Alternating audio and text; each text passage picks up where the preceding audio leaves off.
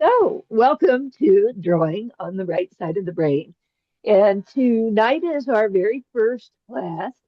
This I had to show you is my copy of the book, which I've had forever. Look at how dog-eared and the notes and so forth. I even took Mhm. half the pages out and highlighted and cut them up. I love this book. So I sent everyone a copy so that you could keep up if you wanted to read the book as we were going along. What we're going to cover is basically the global skill of drawing. Now, a global skill is something that involves a lot of component parts, like driving a standard car. Now, some of you spring chickens never had to drive a standard car, but if you did have to, then you remember how hard it was to Mhm. shift, put your foot on the gas, take it off the brake, and all of those things at the same Don't time. forget your clutch. Let me mute everybody. So drawing is the same kind of thing. It's a global skill. And for the first couple of classes, we're going to be focusing on the individual components. And then at the end, we'll be putting it all together. So it's going to feel awkward and uncomfortable the first few times you do it. But then after a while, you'll start to integrate all of those global skills. And before long, you'll be drawing like a pro. Now, Betty Edwards' book is based on the neuroscientist Roger Sperry. And he came up with some theories that each hemisphere of the brain is responsible for different activities. And back then, this was about 1950 that his theory took root. And back then, it was pretty groundbreaking because we really hadn't done that much research on neuroscience. So, Betty Edwards was one of the first people to take his research and apply it to art, which seems so logical. Now, she never really got much uh, accolades for this. And, if she hadn't written the book and followed through with it as a teacher, I'm sure the work would have been usurped by time and given over to others. But Betty Edwards is persistent and incredible. And if you read the introduction, you'll see how she is a natural born teacher and wound up applying his science to first grade school students and then adults and then big groups of adults. And she actually, I believe, taught online workshops as well up until recently. But she breaks it down into five simple concepts. So the global skill of drawing can be reduced to a concept of edges, which is what we're going to be covering for the first couple of classes, which also lightly includes line, spaces, as in negative space and positive form, relationships, like sighting and sight sizing, and also proportion. Uh, Light and dark, which is values. And then the last is gestalt. And gestalt is composition or integrating all of those global skills into one thing. Now, before you do any kind of a diet or program, people usually weigh themselves and record the weight to see their progress.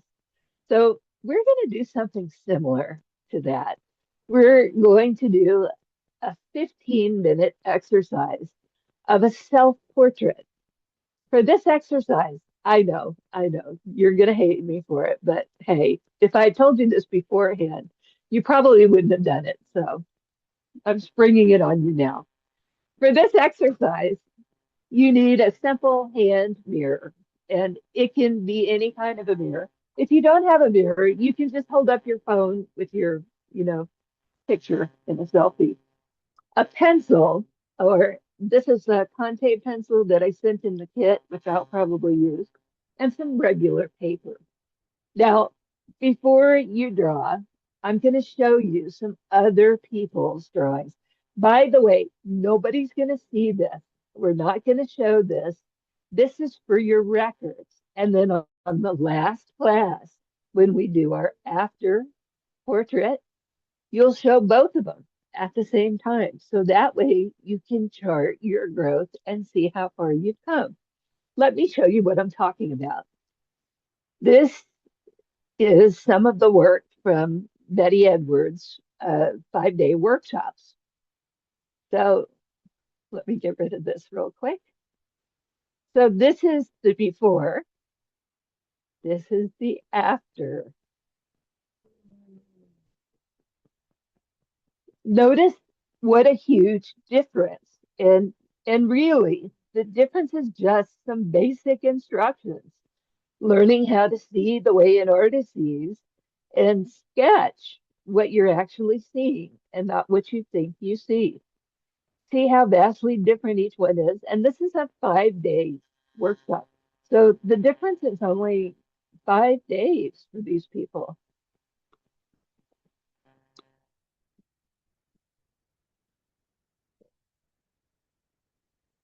And some people you can tell came in with some pre-existing drawing ability or skill, but look at how much better they're sketching towards the end.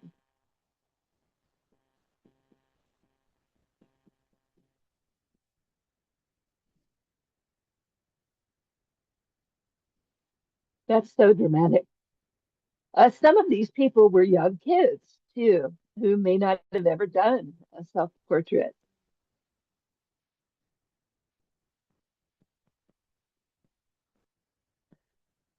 Okay, so you get the drift. Nobody's going to see this until the very end. So I'm going to go ahead and do this on the easel at the same time, and I'm going to set a timer for 15 minutes. So that way, we all have the same amount of time, and you don't have to do any kind of a finished, polished drawing. As a matter of fact, the worse it looks, the better it'll be at the end. So don't worry about what it looks like. Just have a little fun. Okay, I'm putting us on the easel and I'm setting a timer for 15 minutes. So let's go.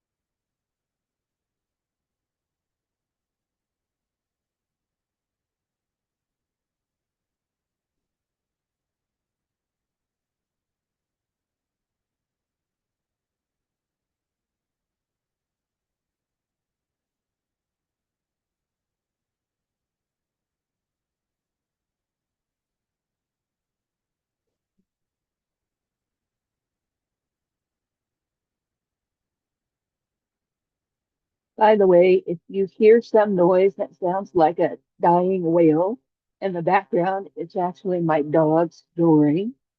So I promise you that is not me making that weird noise, but I can hear her coming through the microphone pretty loud. I'm sure you probably can too.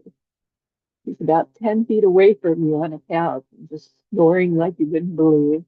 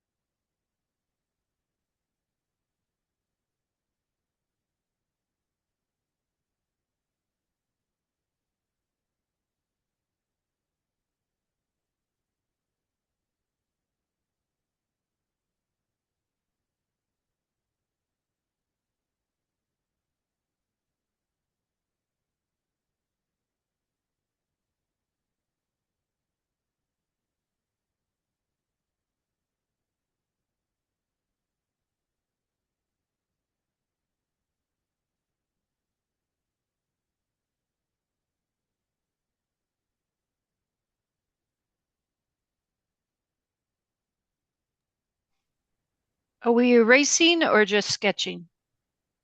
Either way, Okay. there's no rules. So it's pre-instruction. You can do as you please. Your time is at about 9.5 minutes now.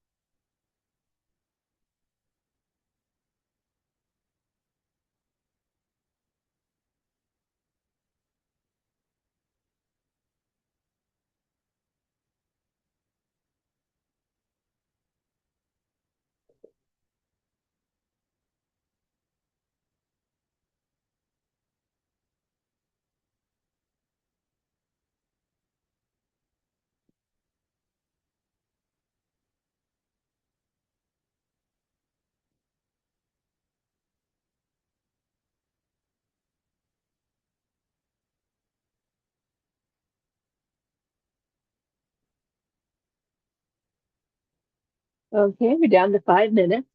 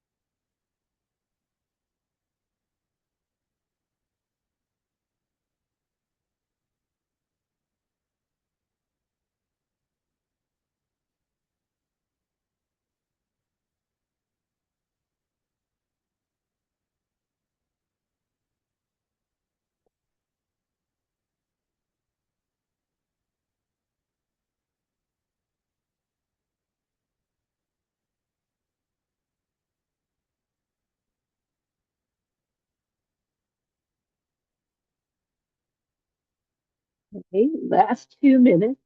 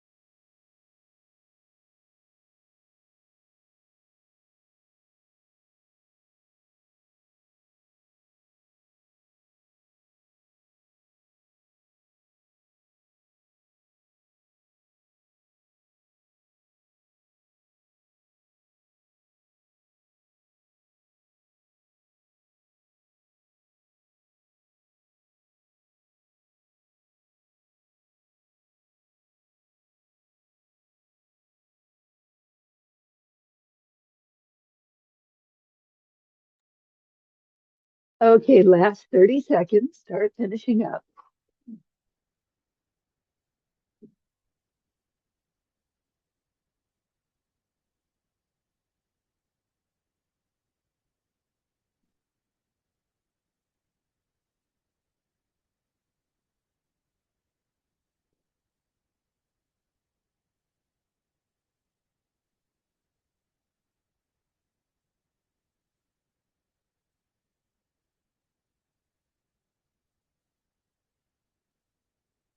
All right, as you finish up, take notice of your mental state.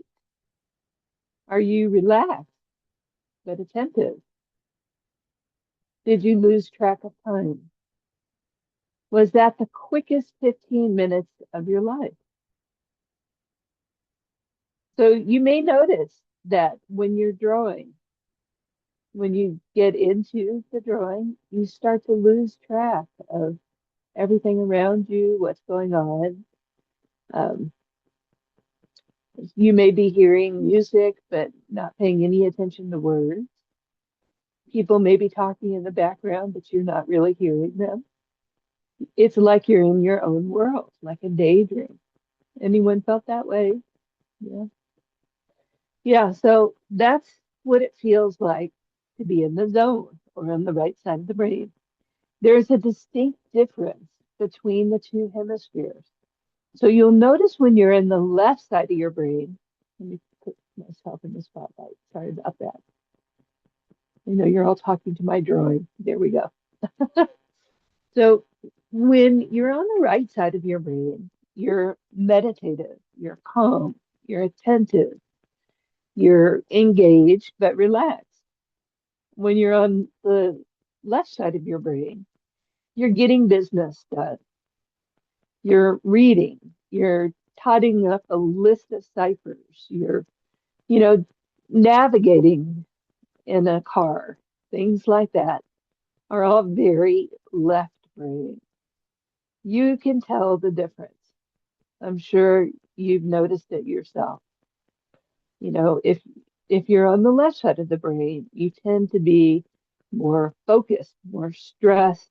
Um, you may feel your chest tighten, your breath become shallower. It's a very different physical feeling.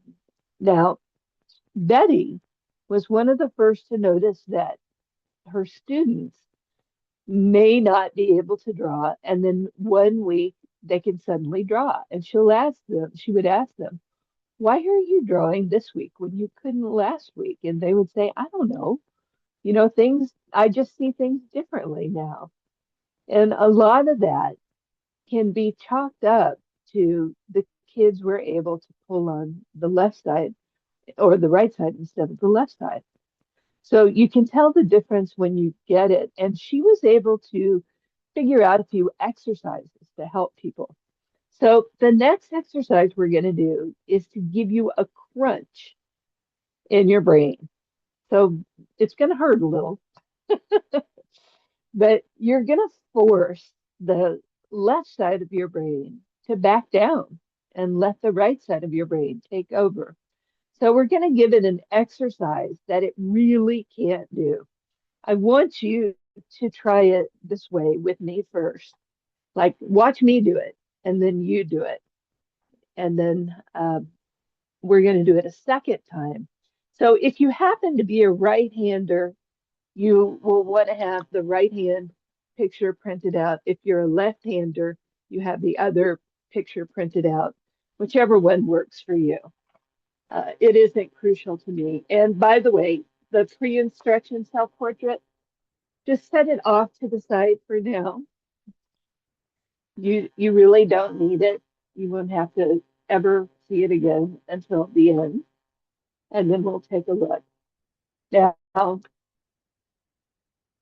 for this exercise, this can only be solved in the right side of the brain using spatial relational methods. So what we're going to do first is to keep that from happening by talking the whole time. So when you talk, that firmly keeps you on the left side of your brain. You can't get out of the left side of your brain.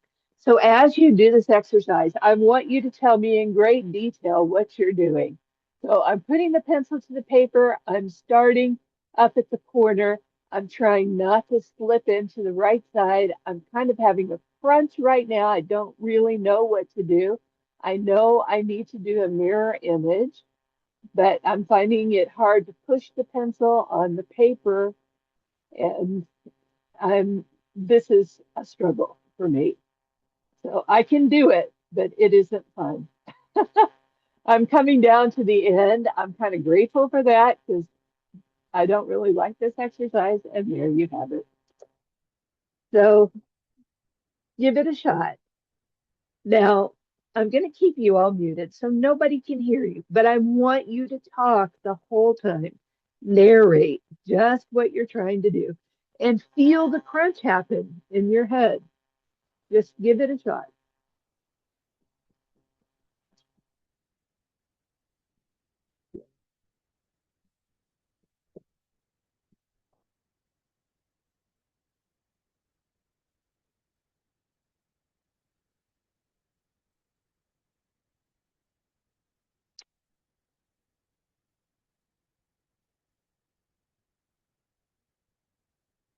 Come on, like, Tina, talk. Open up that mouth.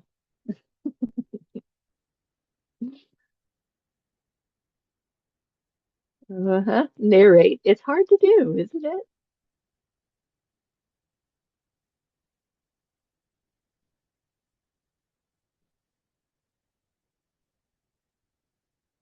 Well, I see some pained expressions.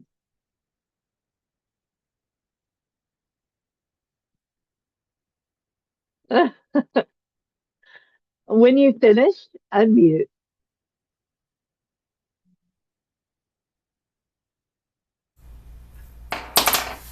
So, who had fun? Really? You had fun with that lyric? Well, it was funny because it's you think you've got. I was holding on to it, and then I was like, ooh, ooh, ooh, ooh, ooh, not so much. Did you feel a crunch? Like it became really hard to do? Yeah, right around the face, like the lips. Uh-huh. All of a sudden, I just lost all control, and I was like, yeah, that was interesting. Yeah. So, did other people have that same experience? Like, as soon as you started realizing it's a face and there's a nose and lips, did you get that crunch? Yeah. Yeah. It was challenging, wasn't it? Yeah. Did anyone really enjoy it? Well, I thought it was funny, but you know. Okay. Okay. Fair enough. All right. So, we're going to do this again, but this time we're going to approach it a little different. So, I'm just going to put up a blank sheet of paper on top of where I had sketched before. Now, this time, I want you to take 3 deep centering breaths. So follow along with me. When you exhale, let go of expectation. When you inhale, breathe in deep all the way through your chest. I am calm. This is fun. I paid a lot of money for this, so I know it's going to be fun. Exhale, deep breath. Now, this time, when you approach the easel, I don't want you to think, I don't want you to say anything. I want you to just go for it. Exhale, inhale one last time, and sketch. Hmm.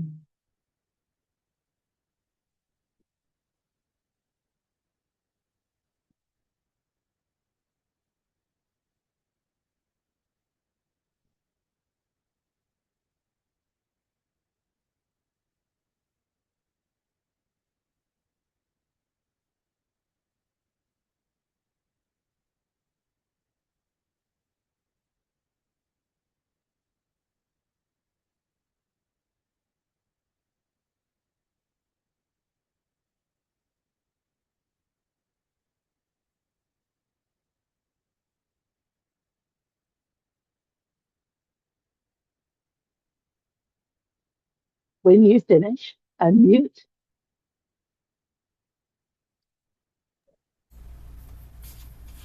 So, what was it like this time? It was easy. Was it easier? Oh, yeah.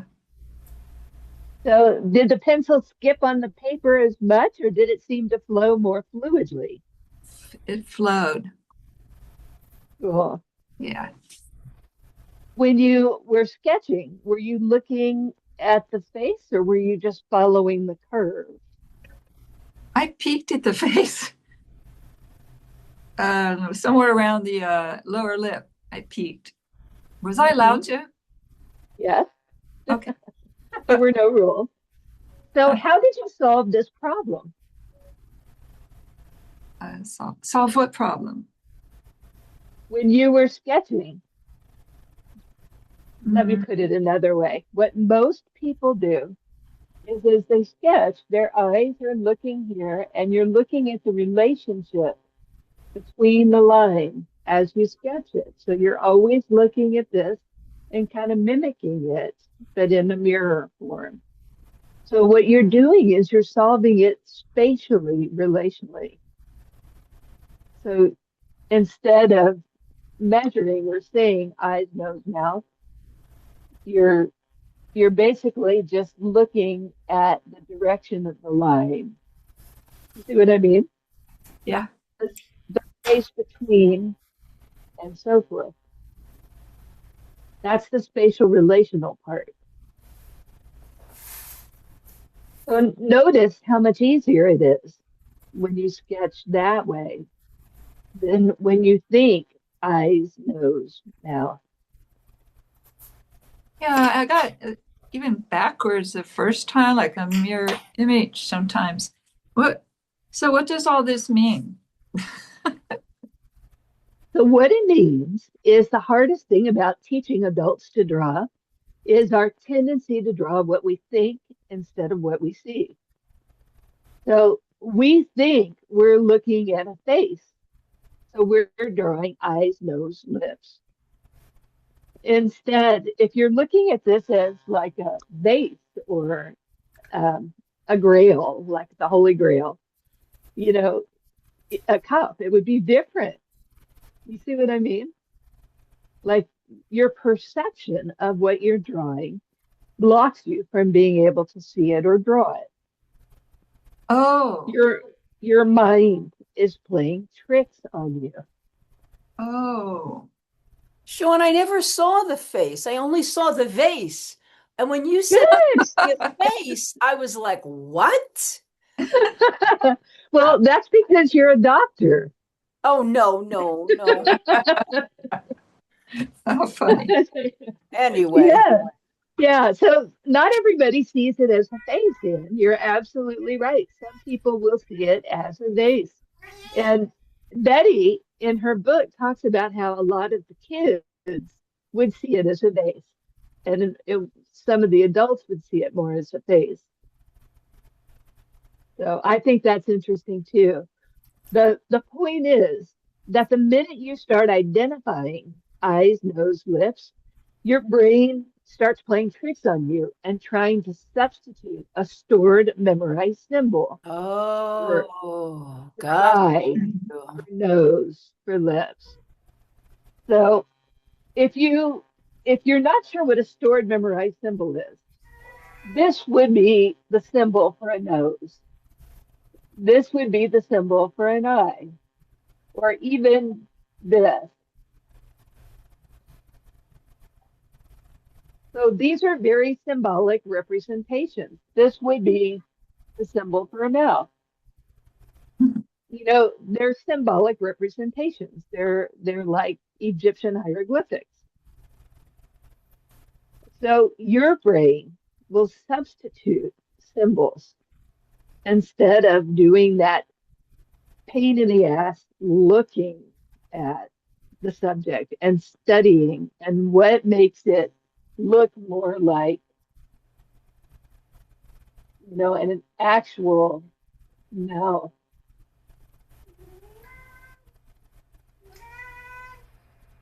So it no one wants to spend the time to do that because we humans are really busy creatures and our brains are constantly weeding through all of this information coming at us, trying to sort it out. Is this friend or foe? Is this poisonous? Is this safe? and so forth. So we don't have time to do that looking thing and really see what it is. So instead, the brain takes a shortcut and substitutes a stored memorized symbol. So we, as adults learning how to draw, have to put a foot in the door of that process, stop it from happening, trick the brain so that we have time to actually see. So the next exercise we're going to do is an exercise that Betty Edwards developed to help her students do just that. Now, when people look at this sketch, this is a Pablo Picasso, by the way. When you see it right side up, this is Igor Stravinsky. Already, you know too much. You know it's a person, it's a man sitting in a chair. He's a famous man. So now you have to make him look like somebody. So you see how the brain jumps in and starts adding all of this. Now, what we're going to do is instead of drawing Igor Stravinsky, we're going to flip him upside down, set him side by side with your sketch paper, just like my setup is here. Take a blank sheet of paper and cover everything below maybe the first inch and a half. About right there. So set up your workspace. So all you see is this thin sliver up in the upper corner here. So very thin sliver right there, maybe an inch.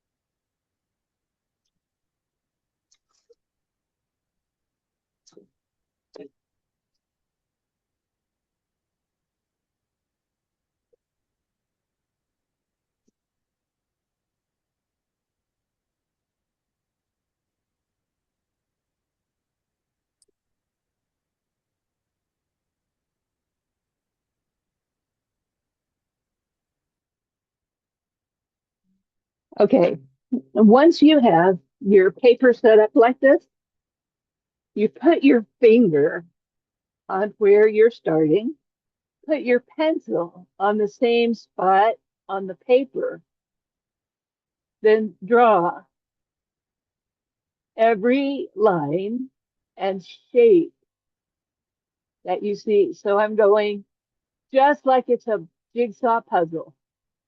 Once I get this line and shape in place, I move to the next.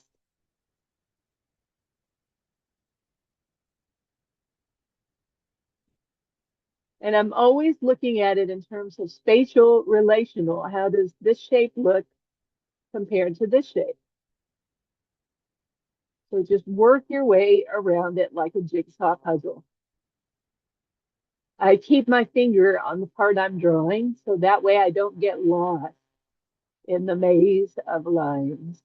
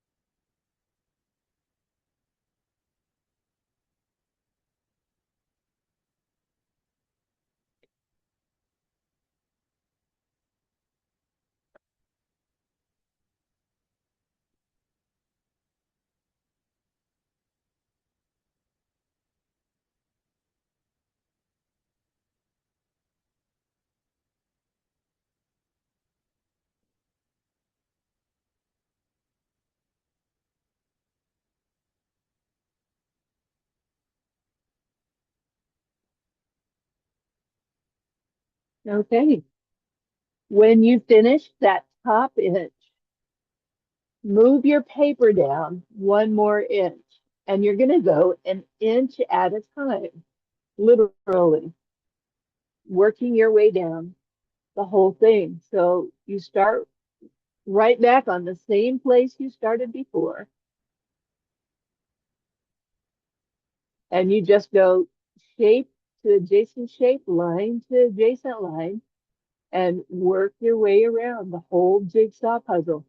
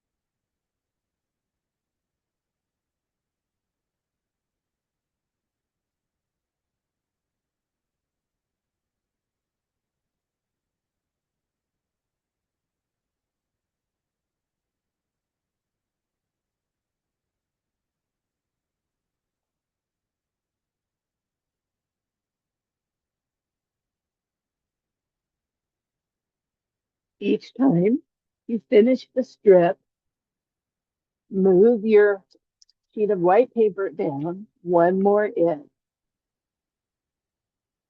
and keep going inch by inch, trying consciously just to draw lines and shapes and not to label them.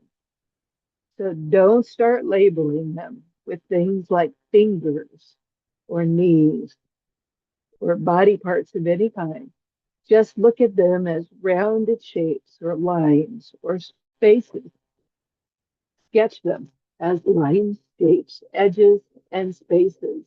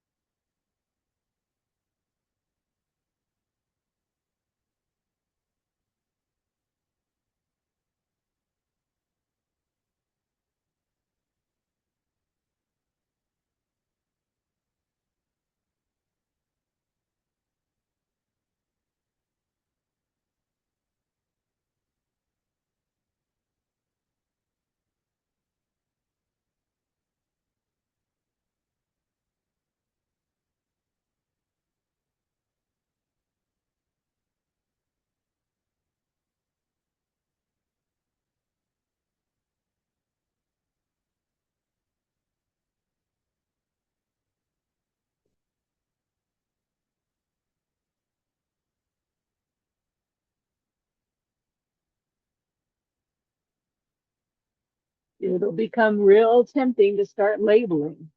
Remember, try to think of it as lines, shapes, spaces.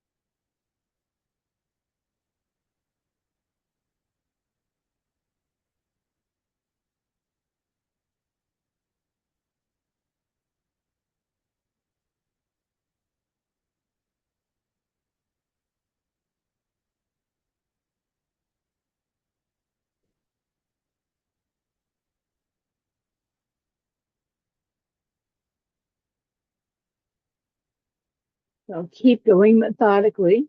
Don't get held up. Don't let that devil talk in your ear and tell you there's fingers or hands or anything like that. Remember, you're drawing lines, shapes, and spaces. Stick to that, lines, shapes, and spaces.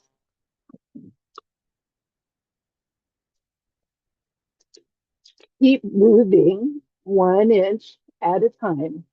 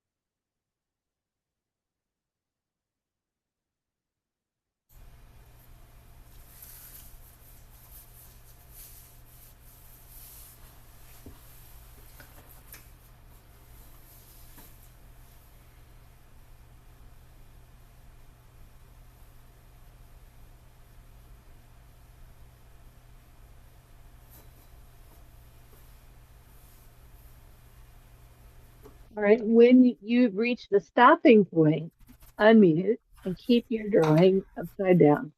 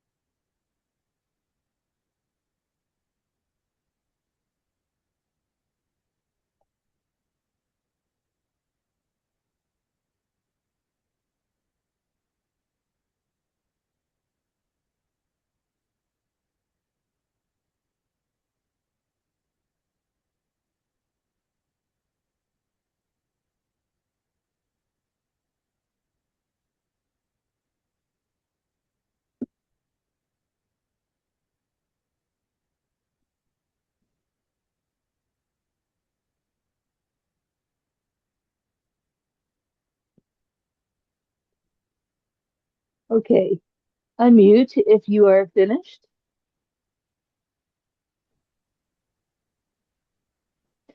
So, who lost track of time, got absorbed in the task?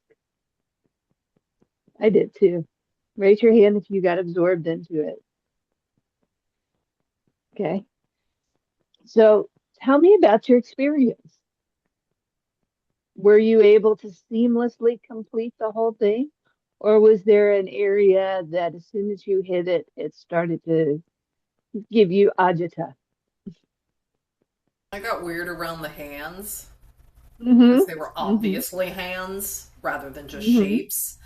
Um, uh, so I'm nearsighted in one eye and farsighted in another. So looking at sometimes it's like there was this whole, wait a second. So sometimes that's a Wow. thing for me. Where I'm like, I can't see that really well. I mean, I've got super bright light here, but still I'm like, what is that? So just acknowledging that that's a weird, I'm not going to call it a limitation. It's just a weird thing that I have to deal with. Um, I realized along the way, I'm like, wow, I don't know if I'm patient enough for this. And that was a funny thought. Okay. And otherwise, it looks similar. And I'm kind of surprised. Are you still looking at it upside down? Yes. Awesome. And though Awesome. mine has So a goiter, but that's other than that's that, we're okay. Hey, he might have had a goiter for all we know. good. So, how many people had that experience? Like when you reach the hand, your mind starts playing tricks on you. You see fingers, those fingers are intertwined. They become a real challenge. Did anyone else have that same experience? Yeah, you too, Jackie. Yeah, that happened to me too. As soon as I see those fingers in my head, I'm labeling them and I'm thinking, hand. Oh no, hands are difficult to draw. Anything else? Any observations?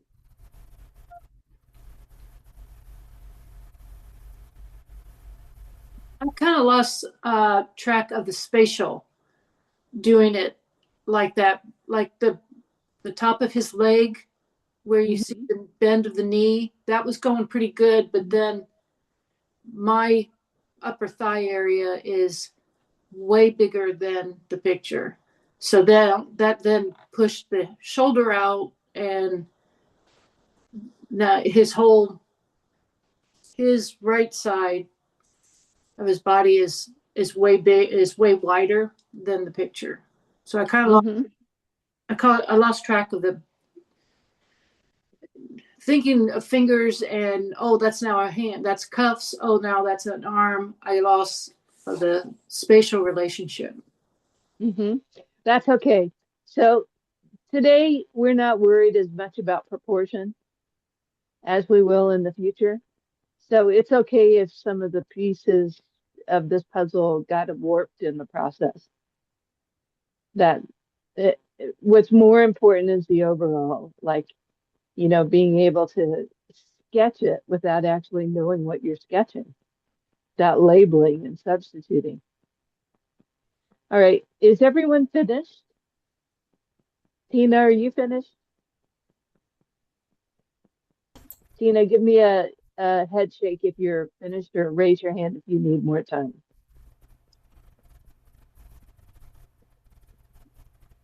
Okay, good. So it looks like most people are finished. Go ahead and flip your sketch and Picasso's sketch right side up.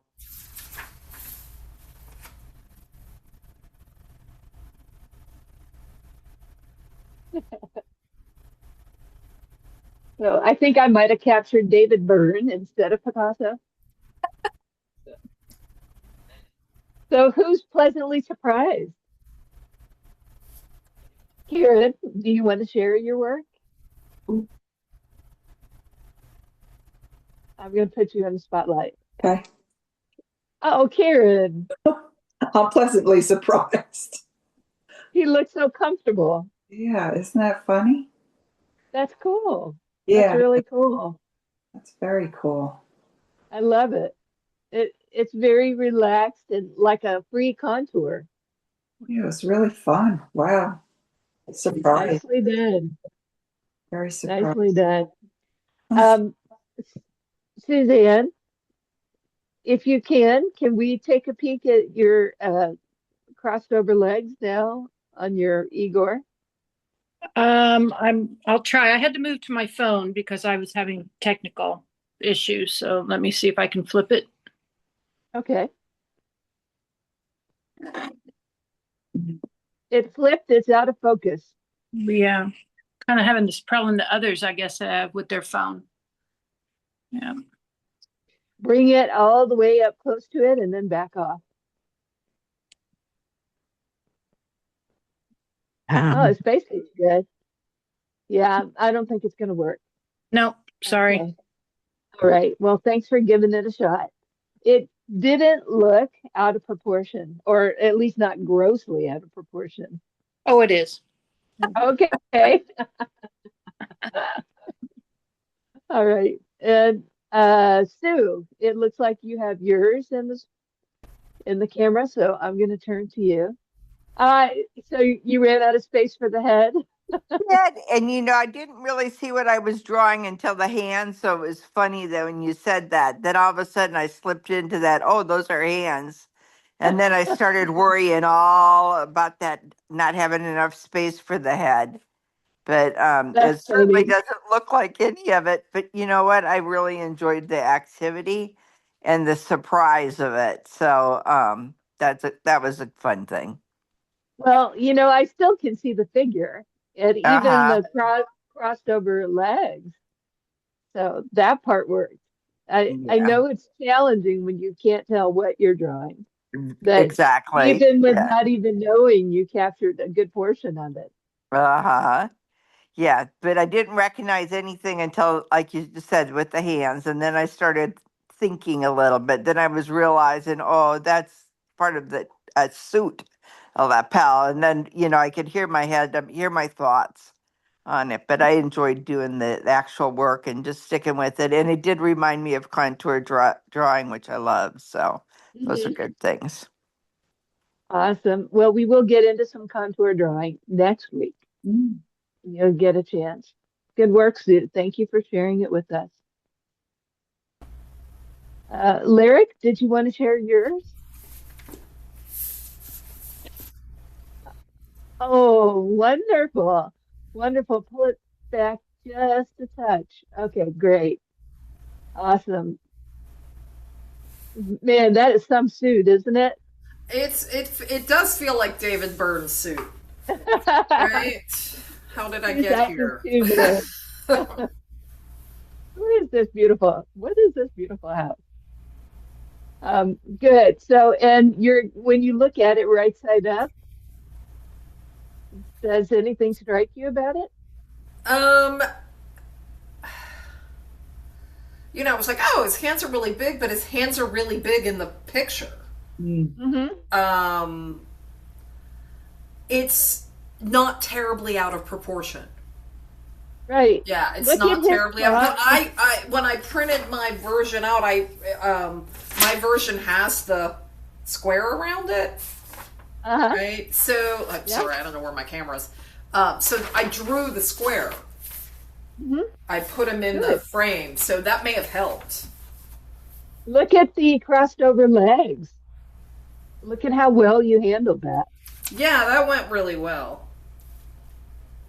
Now that's a challenge when you're in the left side of your brain.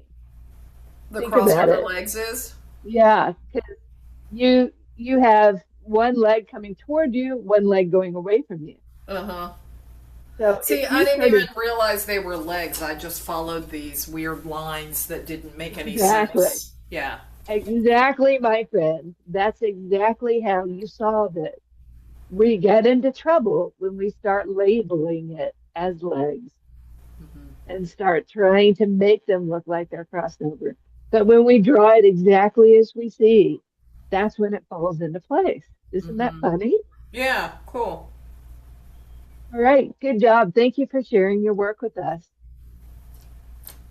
Jackie, did you want to share? Sure.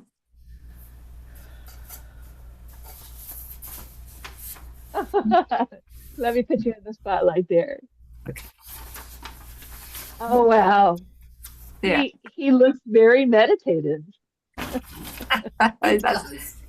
That's right. You can tell where I got anxious right there. I started going, "Ah, I'm going to get that finger or whatever." So it gets dark. Hmm. Hmm. And same here. I was using it, and then I was very afraid when I got here, this little neck. I thought, oh no, his head's gonna be, the head's gonna be that wide, Mhm. Hmm. but it wasn't. So Mhm. it worked out. Mhm. It's funny how your mind plays tricks on you. Mhm. So as soon as you say finger, then the anxiety hits. Oh, it's got to look like a finger. Fingers don't do that. I will get Yeah, this. exactly. And Exactly. it was Yeah. it was interesting. I'm very glad his head looked a little similar to the picture.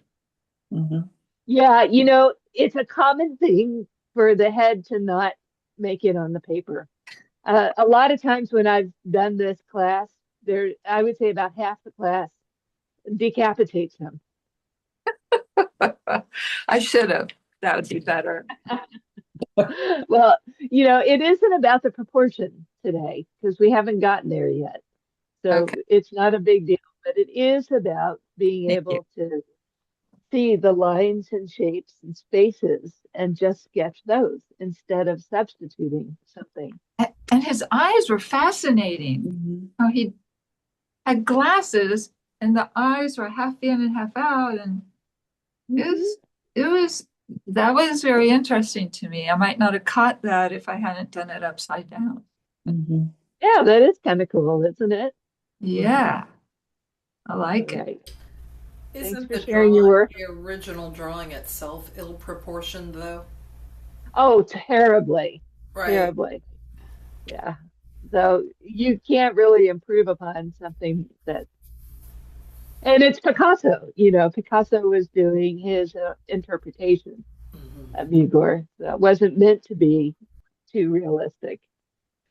Dr. Post, would you like to share your work? Yeah, I was having trouble with my printer, so I couldn't print it. I was just using the image on the monitor, on the computer monitor. So I did decapitate him. I had to put another piece of paper. So his head literally came off here. He had the That's he had the, wonderful. he had the guillotine here. So, but it was fun. It was Now, I enjoyed it. It was flip them interesting. flip them right side up. Oh, cool. I don't know. I may have Cool. eliminated one of the legs. I don't know. It was just, I but don't it think was you fun. eliminated them. It I don't- definitely shows both legs. And you have him seated in the chair, like you can tell he's sitting Hmm. down. So everything is where it's supposed to be. I love that you added another piece of paper to keep the head on. Yeah, I had Yeah, to. me too. It's just like, but I kept going in and out of the symbol, the visual, I just in and out. It was very revelatory. Mhm. Yeah. Mhm. So it's fun. Yeah, it does show a mirror up to your thought process. Mhm. So for me, it's always when I start naming. The second I'm naming, then I'm substituting those symbols. Okay, thank you for sharing your work. VJ, did you want to share yours? Did you get a chance to finish? Oops. Can you see me? Yep, I can see you. He's kind of distorted. That's okay. He's supposed to be. So, how was the process for you, VJ? It was a challenge. I'm doing it from the actual book, and so it kept closing on me. I found his No. hands to be difficult, and I was really glad he had two legs. I wasn't sure for a while. And his head got a little small. So, as you were sketching, were you thinking to yourself, hands and fingers and head? Not until I saw the hands. Mm. And then I went, oh, okay. Hmm. It's hard when you see something so clear and obvious as fingers Uh-huh. to not immediately start labeling and trying to make them look like fingers, isn't it? Oh, yeah, you go, okay, how should the finger look? What am I drawing instead of looking at the lines? Yeah, exactly. All right. Well, that looks terrific, DJ. You did a great It job was with the fun. homework. Awesome. Thanks for sharing your Ah, work with us. Tina, if you are at a stopping point and you want to share your work, we'd love to see it. Um, wait a minute. Where did I go? Oh, can you see me? No, I sent you a request to start your video. There you are. Right. Okay, there it Hi. is. I kept losing my sound all the way through it. Oh, Yeah, that wonderful. happens. Oh wow, he looks just as good as Picasso's. Thank you. Yes. I love it. He looks like he just ate a lemon, doesn't he? In the Picasso image. it does. oh gosh. That's Oh, hilarious. Tina, that looks great. What was your experience doing it? Was it seamless for you? No, no. When I started to make out what it was, I actually did half an inch because my mind was kicking into fingers like everybody else's. So I shortened it and just concentrated on the lines and then I just went half an inch at a time. So that was me because I knew I'd take up my mind and take over.